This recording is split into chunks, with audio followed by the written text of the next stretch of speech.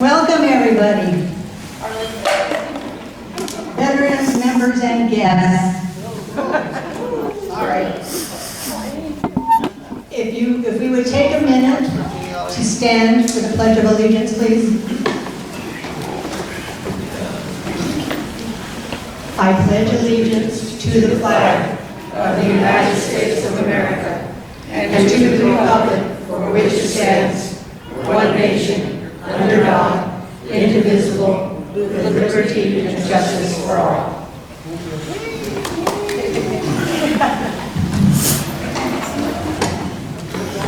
Okay. For those of you who do not know me, I am Eddie Slater. I am a member of the Huron County Genealogical Society. And once again, welcome. I am going to brief you on some information on some various items. The first, and I need my glasses, is the Pledge of Allegiance. How many of you know the history of the Pledge of Allegiance? Okay. And an early pledge was created in 1887 by Captain George T. Balch, veteran of the Civil War. And his pledge goes as follows. We give our heads and hearts to God and our country. One country, one language, one flag. And then in 1892, it was changed to this. I pledge allegiance to my flag and the republic for which it stands. One nation, indivisible, with liberty and justice for all. And 1892 to 1923, it was revised again. I pledge allegiance to my flag and to the republic for which it stands. One nation, indivisible, with liberty and justice for all. 1923 to 1924. I pledge allegiance to the flag of the United States and to the republic for which it stands. One nation, indivisible, with liberty and justice for all. 1924 to 1954. I pledge allegiance to the flag of the United States of America and to the republic for which it stands. One nation, indivisible, with liberty and justice for all. And once again, they also added in 54, one nation under God. So you can see how it varied throughout the changing of time. Now, I'm sure, how many veterans do we have here? Thank you, thank you.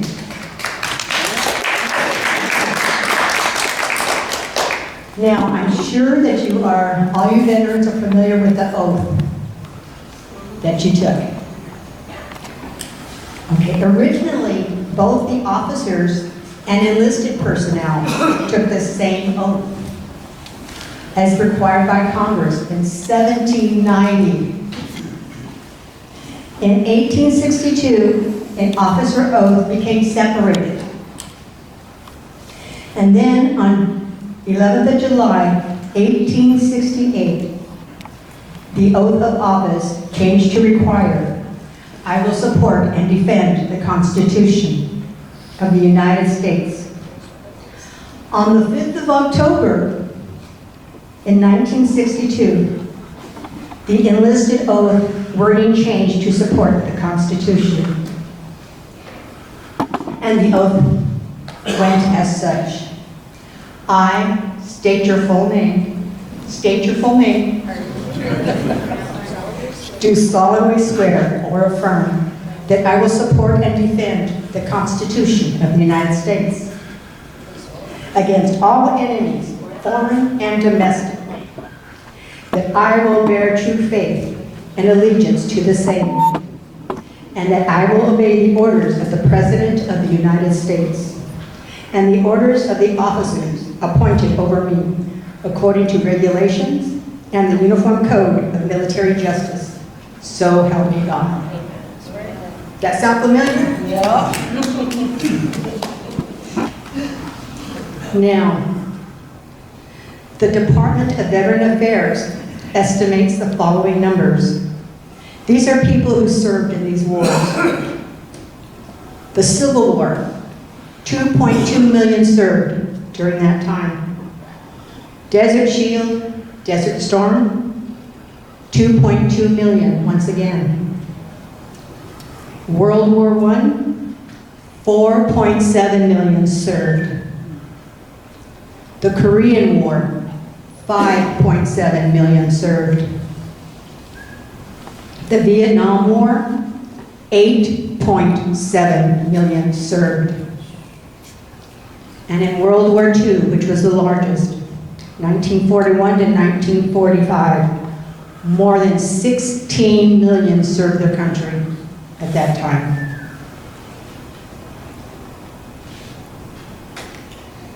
Now, one of those who served, valiantly served, was Leonard L. Alvarado. How many are familiar with Mr. Alvarado? Okay. I have this picture up there with some information on him. Leonard was born February 13, 1947. He joined the Army and served in Vietnam as a specialist for.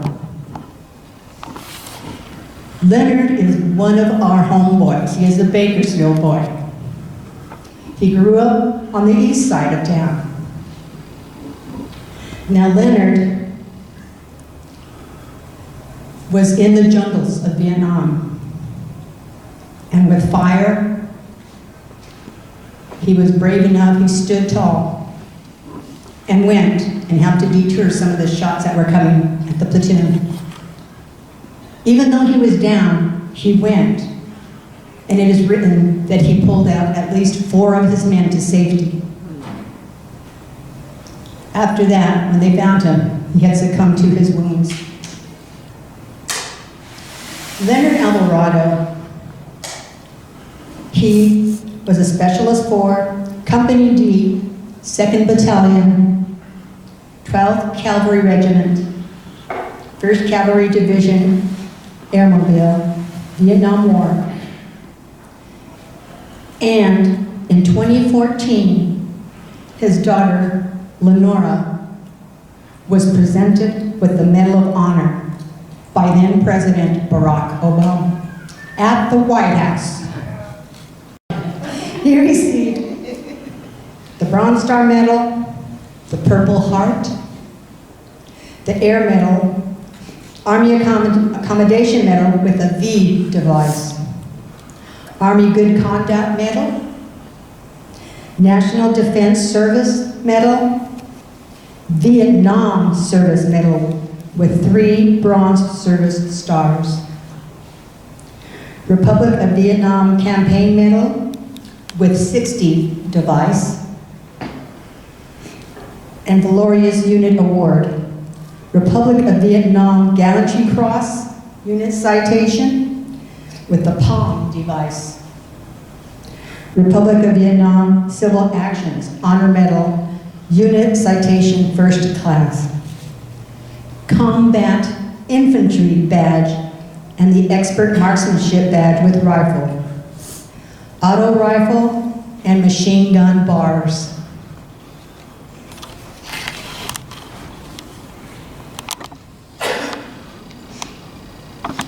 So, we celebrate Veterans Day.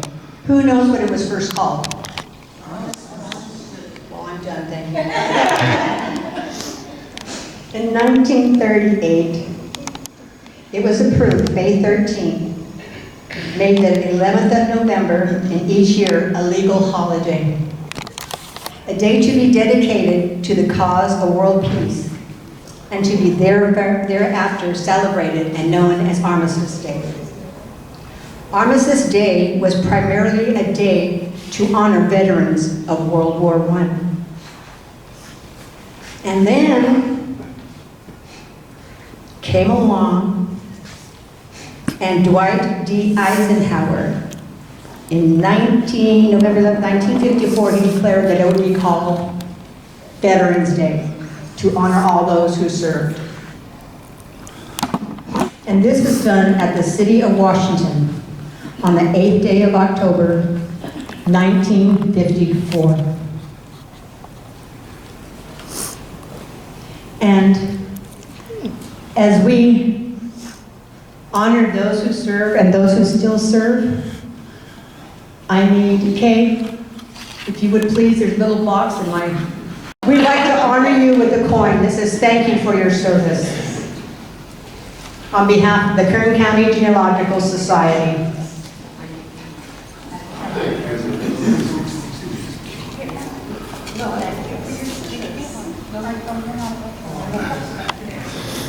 And I'd sing to entertain you, but I'm afraid you'd all leave, so.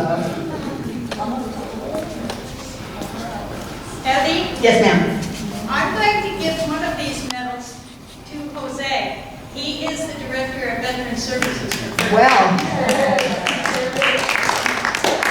And your office is where?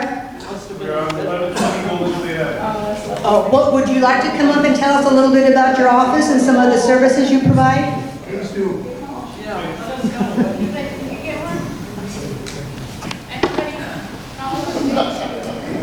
Didn't know that one, huh? All right, good afternoon, everybody. I didn't mean to come hijack the show, but I'm pleased that I was invited to be here with y'all and to take the opportunity. So I am Jose Lopez, the Director of the Kern County Veteran Service Office. We are located on 1120 Golden State Avenue.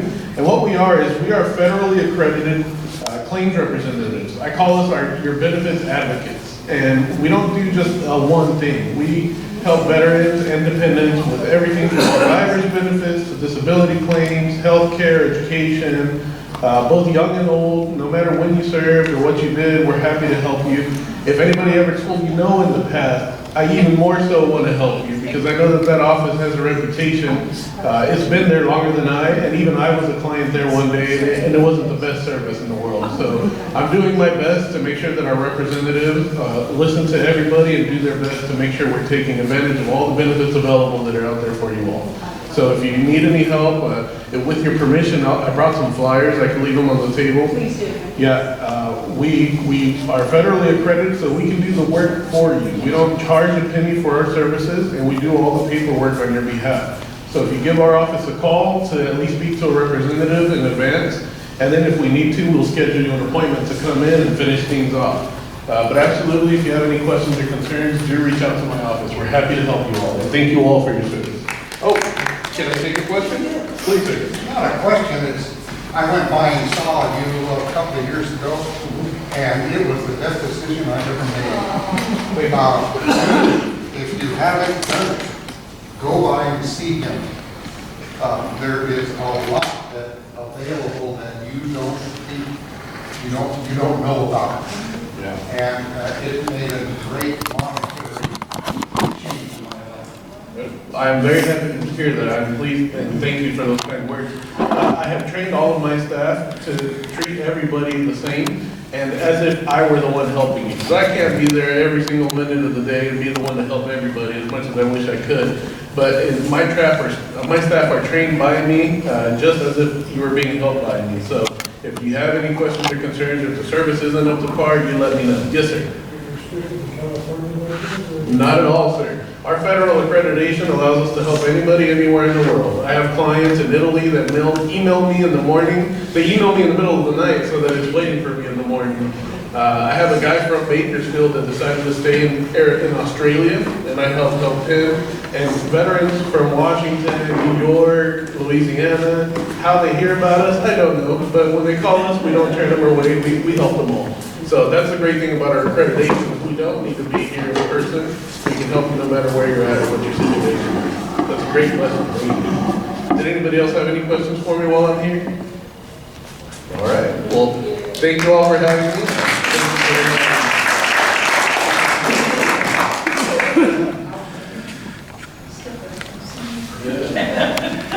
Okay, just to let you know too, they did help me. My husband Ted passed away from the effects of Agent Orange.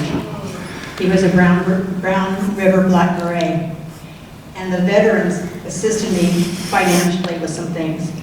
So even no matter how small you think your question is, go see Jose. Go see. Once again, thank you for your service.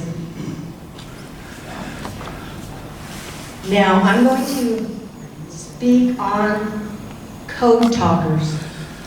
They are so often overlooked, and I just wanted to say a little bit about our code talkers. I didn't realize till about a couple of years ago that there were Choctaw code talkers of World War I. And they served, they sacrificed. There was 19 young Choctaw soldiers initially. And that has been more than 90 years ago that the Choctaw Nation served. They were placed strategically on front lines. They were the first to use their own language as a code to transmit military messages. Choctaw men were put on the phones and talked in their native speech. The Germans couldn't effectively spy on the transmissions. Natives did not receive nationwide citizenship until 1924. Many Choctaw men volunteered in World War I to fight for our country. They were instrumental in ending World War I. Congress in the year 2000, legislation was passed in both the U.S. House of Representatives and the U.S. Senate to award the Choctaws, Comanches, and other Native soldiers who were code talkers a gold medal. Can you imagine? In the year 2000, how many years was that? The law was signed in 2008 by the President. Now, some of the codes, a couple of them, these are the Choctaw. Twice big group, and they said this in their language, was used for battalion. 8 group in their language was a squad. Scalps in their language was used for casualties. Fast shooting gun meant machine gun. And the big gun was field artillery. Now, most people are familiar with the Navajo code talkers. Who's familiar with at least the Navajo? Germany and Japan thought they were going to be real slick. So they sent students to the United States after World War I to study the Native American language, is what they called it. And the cultures. Aha, they thought, we gotcha. If something comes up, we can understand it. Well, guess what? World War II, the Navajo code talkers. No one could decipher, or it was never written down. And that was when the first 29 recruited Navajos arrived at Camp Elliott in San Diego. And they developed the Navajo code. The Navajo language seemed to be the perfect option as a code because it is not written, and very few people who aren't Navajo or by origin knew how to speak it. The hard work of the Navajo code talkers was not recognized until after the declassification of the operation in 1968.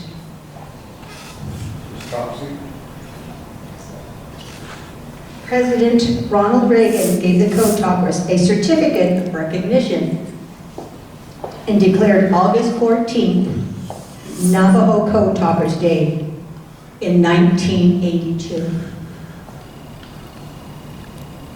In 2000, President Bill Clinton signed a law which awarded the Congressional Medal to the original 29 code talkers. And he held a ceremony in Washington. The initial code consisted of 211 vocabulary terms, which expanded to 411 over the course of the war. John Kinsel Sr., who was a Navajo code talker who helped the Allies win World War II, he died at the age of 107, October 21st, 2024. He was part of the Unbreakable Code.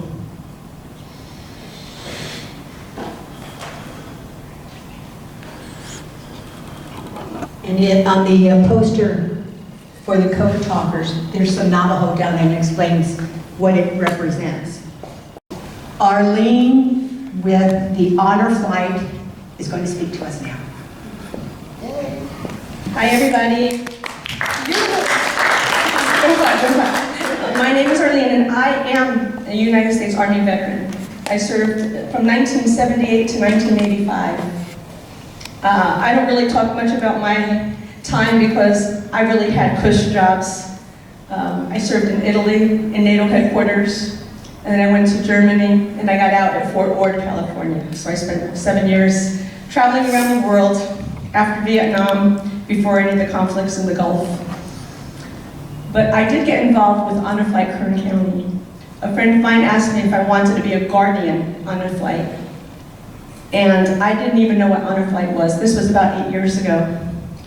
So when I went on my first Honor Flight, I really came back addicted to it. So my goal in life is to touch every single Vietnam and older veteran, Vietnam, Cold War, Korean, World War II, to get them on an Honor Flight. I have veterans here I know that have been on an Honor Flight. Have you all heard of Honor Flight Kern County? Have all of you veterans, Vietnam or older, been on an Honor Flight Kern County? We have some, I have a business card Richard has, Christine over here has some QR codes so you can get on there. But if you have not been on an Honor Flight, I highly encourage it. I know there are many of you who do not feel that you are worthy to go on it, whether because you did not go to fight in Vietnam, if you were stateside, you did not put foot on the grounds. But we all know, and we try to remind everybody, that you went where Uncle Sam put you. We all did not have a choice where we went. We are now at the position where our World War II heroes are far and few between. The last flight we had 4, the flight before we didn't have any. We're lucky if we get any on any future flights. We hope that we do. We hope we capture every single one. We get a handful of Koreans, and almost all now are Vietnam veterans. We will be opening the door in the near future to the post-9/11 combat veterans, those who served in Desert Storm or any of the other conflicts post-9/11. But right now we're still filling up the seats for the Vietnam and older. If you haven't been on an Honor Flight, please come and talk to me. I would love the opportunity to encourage you, to encourage your families to go on an Honor Flight. It honestly will change you. You will come back a different person. And like I said, I know we have veterans here who have been on an Honor Flight. If you have any questions about it, please talk with me or talk to the veteran himself, and he can tell you exactly what it's like. I have business cards with me. Christina's got the QR codes. So if anybody has any questions, does anybody have any questions right now? I know you guys are also shy. You really don't want to talk, but so you can feel free to talk to us afterwards. Thank you all so very much. I love each and every one of you, and to my Vietnam, welcome home. Sister, Yes. Even the ones that aren't military can go as a sponsor. Okay, thank you for bringing that up. Everybody can go as a guardian. Thank you for reminding me, Margaret. You do not. Let me go back just a little bit. The veteran him or herself do not have to pay. That is a free trip for the veteran. We guardians who go as red shirts, as you see Margaret wearing a red shirt over here, we're called guardians, and we pay our own way. But you can go. You do not have to have a veteran go. You can go with, and we can hook you up with a veteran. And each veteran will never go alone. So if the family's worried about they don't feel that they would be able to do something by themselves, you are never by yourself. On our last flight, we had 97 veterans. We had 183 others, whether it be guardians or medics. So those 86 of us, we take care of each and every one of you. We may be assigned a veteran, but we are all there for each and every one of you. We want you to go and come back a different person. We want you to go to see your memorials that you didn't have the chance to know that they were built in your honor. They were built for you. So, again, you can come and talk with me afterwards if you'd like. Thank you all. I love you all. God bless. And thank you, and welcome home to each of my Vietnam veterans. The first time, actually it's been a year now that the Native Americans were able to go to on a flight. We had a dedicated flight. A brand new Memorial. meditation for our Native Americans. Right. So in Washington, D.C., we always go visit the World War II, the Korean, the Vietnam. We go to each of the military memorials, but there is a brand new Native American memorial over there dedicated to Native Americans. And Honor Flight, I believe it was Honor Flight 47, was dedicated solely, that entire trip was Native American only. Long overdue, but we made it. And so we're looking for each and every one of you. Anything else, Margaret? Well, I was blessed as You can come and talk. Let Margaret come and talk. She invited me here. She gets the thank now. I was blessed by going as a volunteer and as a guardian. And what we did is we took care of some of the veterans. You know, they were on a wheelchair or just helping them out, you know. And I think the best part for me, which touched me, and I can see a lot of the veterans being very excited, we all wrote letters that had the families write letters to the veterans. And we opened them up, or they opened them up during our dinner time. And you can see them just crying and just so excited about the family, how they felt them going, you know, on this flight. And I was so moved because I was in the Vietnam era, and as my friends, a lot of them died in Leonard. I knew Leonard, and so when we went there, a lot of them were so moved by and touched by the Vietnam, the Korean, and my father was World War II, and it was so beautiful. I couldn't believe how beautiful and how large it was. I was expecting something very small, but to go on this flight was just amazing. You know, Art went, and you know, quite a few of us went, and the experience was unbelievable. I don't even have the words to explain how awesome it was.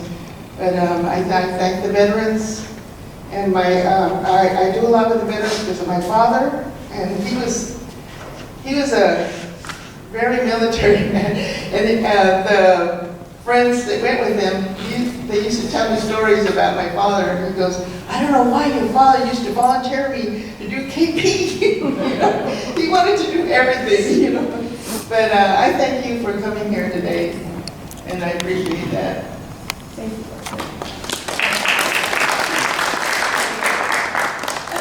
I've been a guardian myself 3 times. Oh, good. Yeah. I have been to D.C. through another organization and thought I saw everything until I saw my mom and I'll never forget any items that I even made friends there. Mine was with a 101-year-old man that I could not keep up. But it was unbelievable. I would go any chance I could again. Beautiful. Next, we will go with Richard Guzman. Ron, would you? He's with the Purple Hearts.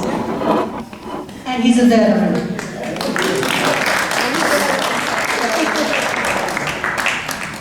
Thank you very much. Good afternoon. I'm very honored to be here today. I had a 5-hour speech to convey that I condensed it to only 7 minutes, okay? It's going to be very fast, okay? Now, you don't know what the Purple Heart is? This is the Purple Heart. You'll see Washington image there, and you'll see this in the $1 bill also, okay? Anyways, the Purple Heart is the oldest American military decoration awarded to members of the United States Armed Forces who have been killed or wounded in action against the enemy. In 1782, George Washington, Commander-in-Chief of the Continental Army, created the badge of military merit. And all it was is a cloth that had a heart. So that's where the Purple Heart commenced. In 1931, General Douglas MacArthur took the cause hoping to reinstate the medal. 1932, the U.S. War Department announced the creation of the Order of the Purple Heart. I served in Vietnam way back in 1968, 1969. I served in 3 artillery fire support bases. I was wounded and received the Purple Heart. In Vietnam, there was actually 40,934 veterans killed, posthumously received the Purple Heart. Now, actually, I'm very proud to say also I personally knew Leonard Alvarado.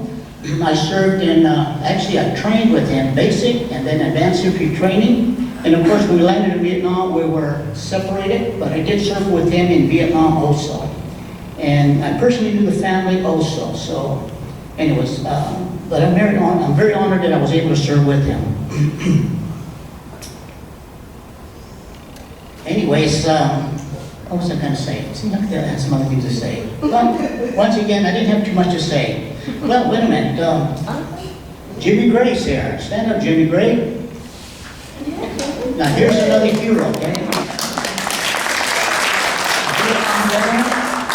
Purple Heart recipient, and he made it home. Very good. So, anyways, just to conclusion, see the expression of a veteran when you tell him or she. Thank you for your service and welcome home. Thank you very much. You want to take on this back? No, don't. I have a question. Oh, sorry. I might have missed it because I missed a lot of things in life nowadays. Mm-hmm. The Purple Heart, what's it given for? What's the purpose of the Purple Heart? Well, you have to be wounded in action. Okay, actually, a little bit further, it could be also if you were a prisoner of war and suffered. You can get a Purple Heart then. It has a history, but I just summarized it real condensed, okay? Yeah. Or be married. I'm sorry, say again? Or be married. Or be married. I'm married? He's like, I can only hear that. I want to hear that. Oh, I didn't quite catch that. You're talking about all my ex-wives or what? That reminds me of this show. And being in Vietnam, we were always waiting to get mail. It was a very good feeling to get something from home. And some people got Dear John letters, okay? And but I didn't. I had a fiance. I didn't get a Dear John letter. But of course, when I got home, sure, I had a couple of boyfriends. So let's take care of that. Okay. I think that's about it. Any more questions? The Purple Heart League you belong to? Link? The American Legion?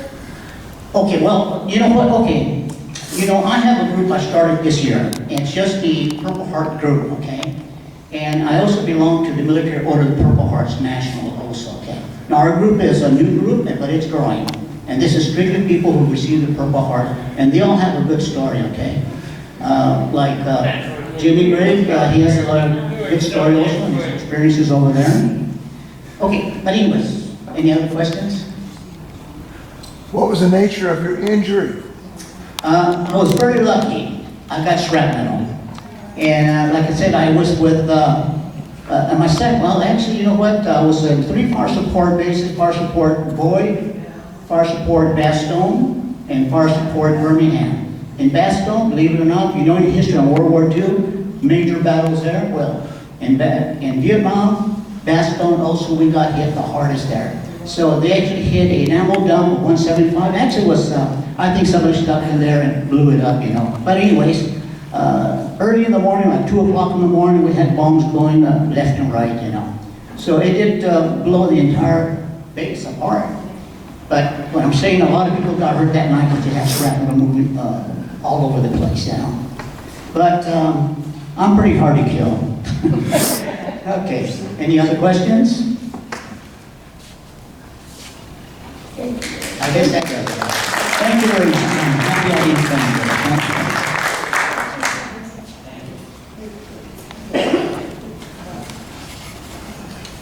Now, we will hear from Esther Livingston, who will talk to us about the Taft veterans.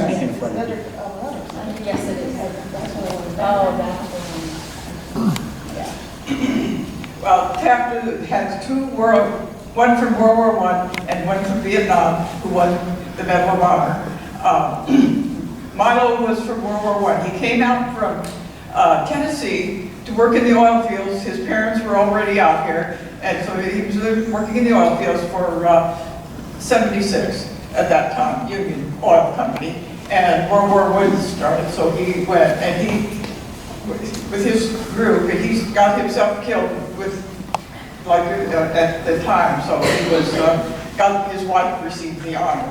And Larry was born in Taft. Larry was born in Taft and also went to school in Taft. He went to Taft High School, and he was given the honor. We also named our post office after him. He was killed in Vietnam. So we have these 2 gentlemen here with the Medal of Honor that lived in Taft at one time. They were there. That's, I knew his brother, but I didn't know him because he was too young. And he was too old, so I didn't know him.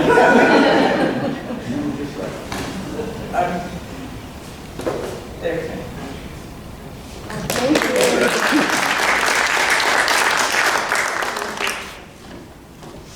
Now we're going to hear from Wayne Wong on the Congressional Medal of Honor.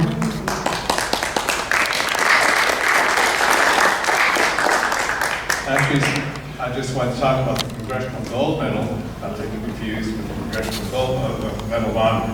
Okay, the Congressional Gold Medal is the highest award by Congress to a civilian. Okay. And so, recently, my father-in-law, grandfather, my son Michael, we raised the medal up. Okay, back there are 3 photos. This one is the award given to my father-in-law, Frank Lee, who was in the U.S. Navy, stationed at Pearl Harbor, 44 to 46. And that medal on both sides, one has the different services that the Chinese Americans served in every branch, in every theater, every type of action. And 40% of the people that served were not citizens because they were not allowed to be citizens at that time. So they went and to prove their loyalty to America, they started in some of the most dangerous places as well as places that were not so dangerous. So this was awarded, President Trump signed it into action recently, and so those who are surviving got it directly, and those who hadn't survived, and they've died since then, presented posthumously. If you see there, with the middle picture, you can see those guns there from the USS Iowa, okay, which was in Tokyo Bay at the final end of the war, as well as Missouri. Okay, also the medal on the reverse side has a B-40 Flying Tiger, it has a Sherman tank, and it has the Missouri on there. This is the place that they served. Okay. Also, the women were recognized there. The blacks in the waves during World War II. I was amazed to hear that these women in those days, you had factory jobs, and women didn't have many jobs before that. But there are women that traveled from California to Nevada to take flying lessons Now, even now, it'd be a pretty good deal to drive on the weekend to go take flying lessons in Nevada. But this is what they did, because this is their ticket to fame, so to speak. And so I wanted you to alert you to that, because not too many people know this. I had one person in church and asked me, what did your grandfather serve, which Navy did you serve in? I said, you know, the U.S. Navy. I don't know what he meant, but, you know. Okay, thank you for this opportunity to share with us. Thank you. Thank you.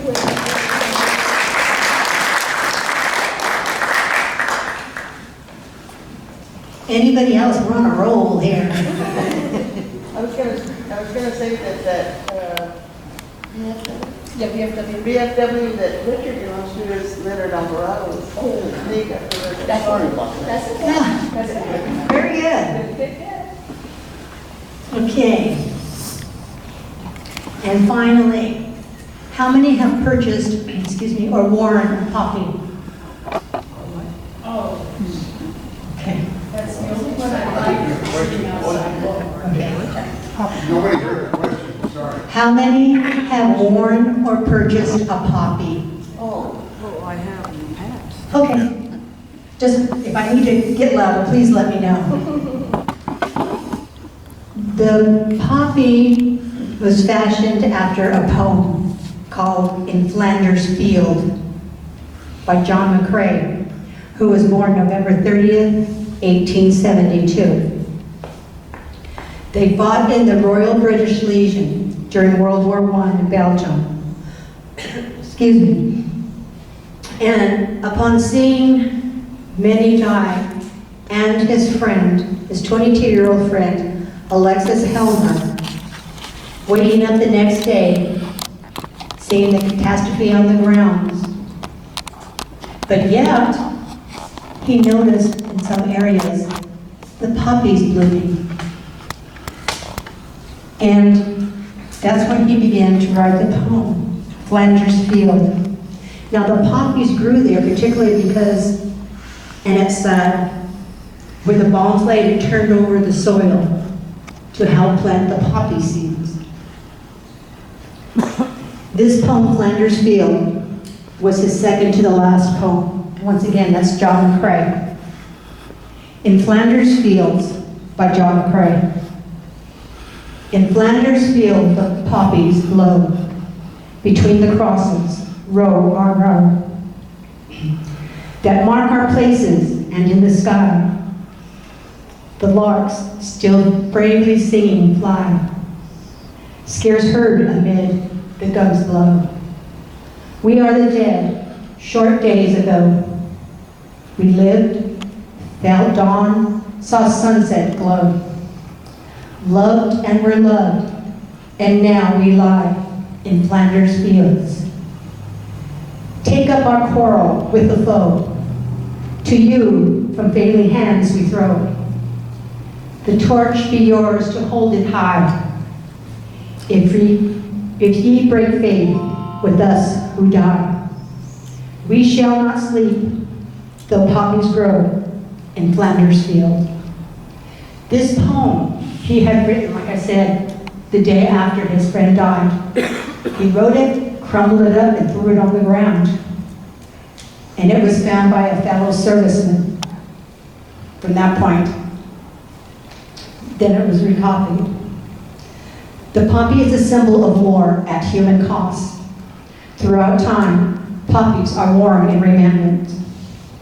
The time they are usually worn is the last Friday in October to November 11th, and at military funerals. And it's worn on the left side, close to your heart. The red petals represent the blood of those who gave. The black center, mourners never welcomed their loved ones home. The green leaf, hope that grass and crops grow after war.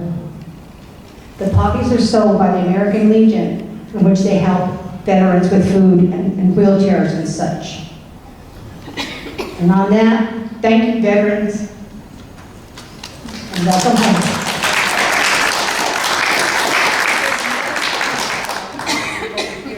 Okay, there's a picture of a poppy with a poem that Mary writes.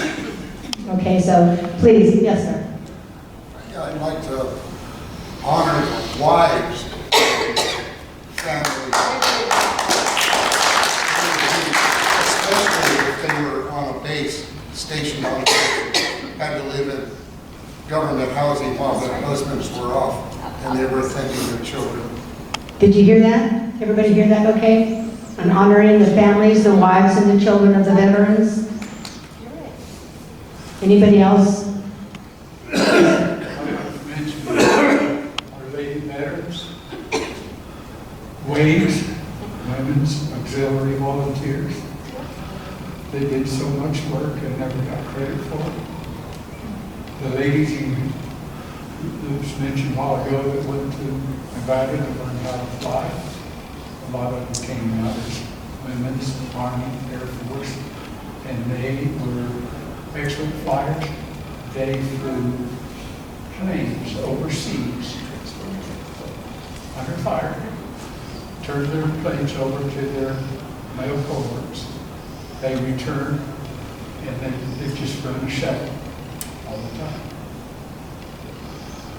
And most of the waves, Navy hooked them, and that's where we got our Navy nurses. My own personal care provider was in the Gulf of Tonkin. Had some troops up to ship home. And sometimes oversaw Bobby's leave sometimes. That's our ladies. They have not been heroes too. God bless you.